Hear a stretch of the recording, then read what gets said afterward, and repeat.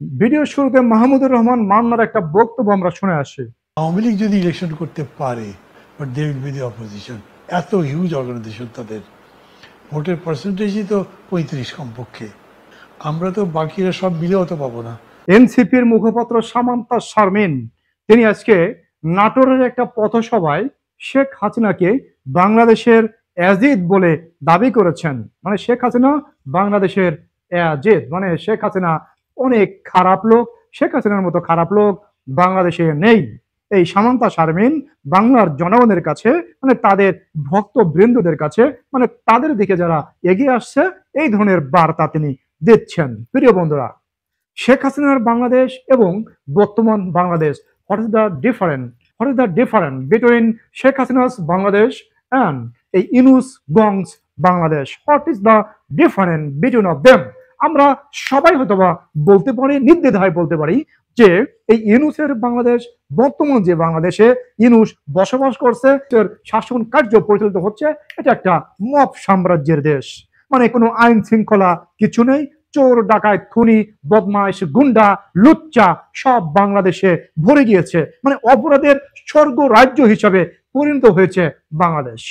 আপনাদের কাছে একটা প্রশ্ন করি, নির্বাচনের প্রচারণা চালাচ্ছে এনসিপি, বিভিন্ন ডিস্ট্রিক্টে তারা পথসভা করছে, হয়তো হাজার হাজার শত শত মানুষ নিয়ে তারা পথসভা করছে। তবে একটা করছেন, আপনাদের সবার কাছে আমি জানতে চাই, এনসিপির নির্বাচনের প্রচারণায় আসলে ওদের বক্তব্যটা কি থাকবে? আসল যে বক্তব্যটা, মানে ওরা বাংলাদেশের জন্য কি অবদান রেখেছে বা বাংলাদেশে ওদের কি অবদান আছে, একটা অবদানের কথা আপনারা একটু বলবেন দয়া করে।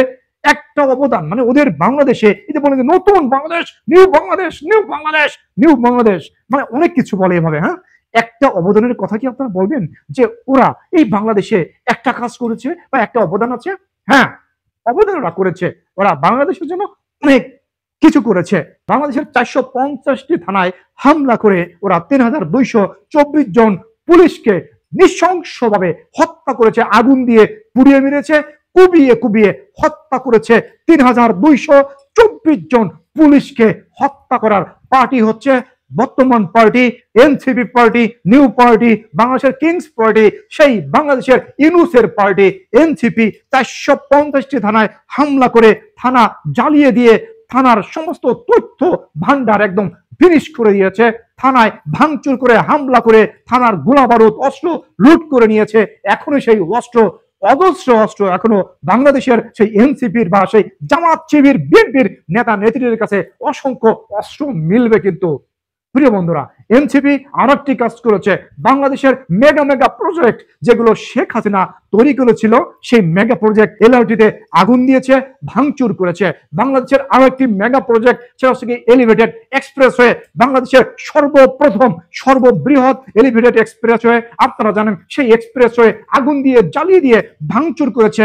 আপনারা জানেন যে আরেকটি বাংলাদেশের বিটিভি ভবন আগুন দিয়ে জ্বালিয়ে দিয়ে ভাঙচুর করেছে। এভাবে বাংলাদেশের হাসপাতাল, বাংলাদেশের মন্দির মসজিদ ভাঙচুর করেছে, বিভিন্ন ধরনের শত শত কোম্পানি ভাঙচুর করে এনসিপি পার্টি পরিণত হয়েছে, এনসিপির পার্টির রূপান্তর হয়েছে, এনসিপির পার্টির জন্ম হয়েছে।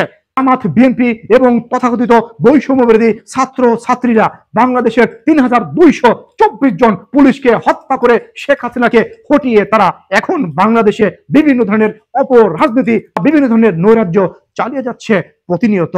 বাংলাদেশের মানুষ এখন অতিষ্ঠ, অপরাধের স্বর্গ রাজ্যে পরিণত হয়েছে বাংলাদেশ।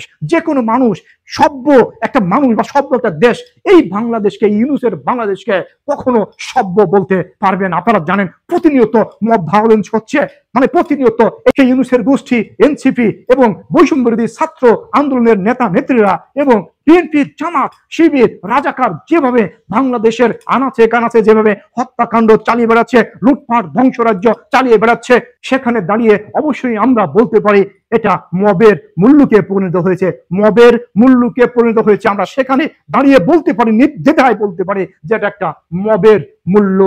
এটা বাংলাদেশ একটা মবের মূল্য। প্রশাসন ছাড়া, প্রশাসনের কোনো দাম নেই বন্ধুরা আজকে বাংলাদেশে। আমাদের প্রশাসন ভাইদের কোনো দাম নেই।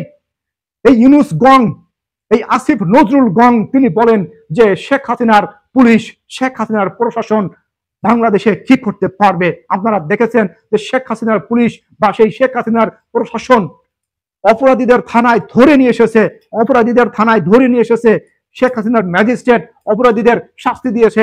সেই সাজাপ্রাপ্ত আসামিদের ইউনূসের প্রশ্রয়ে সেই বিএনপি জামাতের লোকজন থানা ভাঙচুর করেছে। 23 জন পুলিশকে আমরা দেখেছিলাম যে লালমনিরহাটে 23 জন পুলিশকে পিটিয়ে পিটিয়ে আহত করেছে। 3টা থানা আক্রমণ করেছে, 3টা থানা ভাঙচুর করেছে। এই থানা, আমার মনে হয় না যে আমরা যারা আওয়ামী লীগ করি, আমরা যারা মনে বাংলাদেশকে ধারণ করি, বাংলাদেশের প্রতি যাদের দেশপ্রেম আছে, তারা জীবনেও বাংলাদেশের একটা স্থাপনায় হামলা করতে পারে না বা হামলা করা উচিত না। কারণ কি, এটা আমার বাংলাদেশ। আমি যদি অন্যায় করে থাকি আমাকে উত্তম মাধ্যম দেন, কিন্তু এই বাংলাদেশের একটা ইট বালু কোন একটা পাথর বা একটা স্থাপনায় হামলা করার কোনো অধিকার আমার নাই। আর সেখানে যদি আমি হামলা করি, আর বাংলাদেশের প্রশাসন যদি বাংলাদেশে থাকে, আমাকে ফায়ার করে মেরে ফেলা উচিত।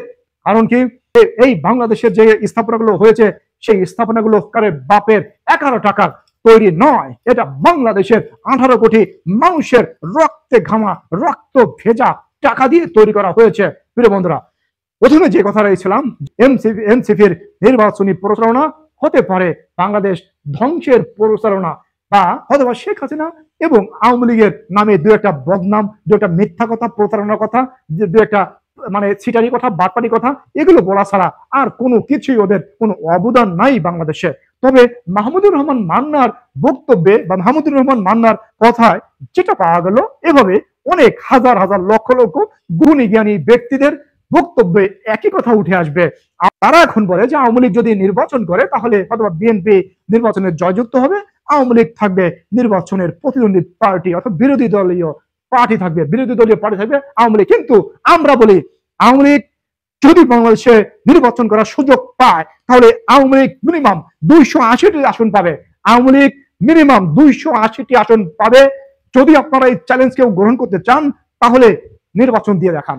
যদি চ্যালেঞ্জ আপনারা গ্রহণ করতে চান, যদি আপনাদের বুকের পাটায় বল থাকে, বুকের পাটায় যদি এনার্জি থাকে, শক্তি থাকে, সাহস থাকে, তাহলে চলে আসেন নির্বাচনের ময়দানে, নির্বাচনের ময়দানে চলে আসেন।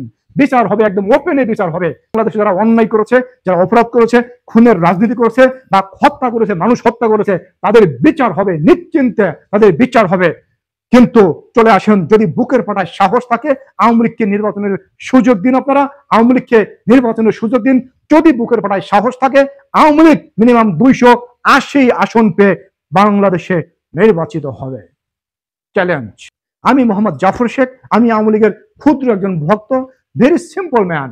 আমি বাংলাদেশের বর্তমান পরিস্থিতি বিশ্লেষণ করে আমি আমার মানসিক অবস্থা থেকে আমি বলতেছি, যদি আপনারা পারেন, যদি আপনাদের বুকের পাটায় সাহস থাকে, বিএনপি, এই রাজাকারের পার্টি জামাত ইসলাম, এই এনসিপি, তথাকথিত এনসিপি, নতুন শিশু পার্টি এনসিপি, যদি সাহস থাকে, যদি বুকের পাটায় বল থাকে, যদি বুকের পাটায় শক্তি থাকে, আওয়ামী লীগকে নির্বাচনে অংশগ্রহণ করতে দিয়ে নির্বাচন করুন।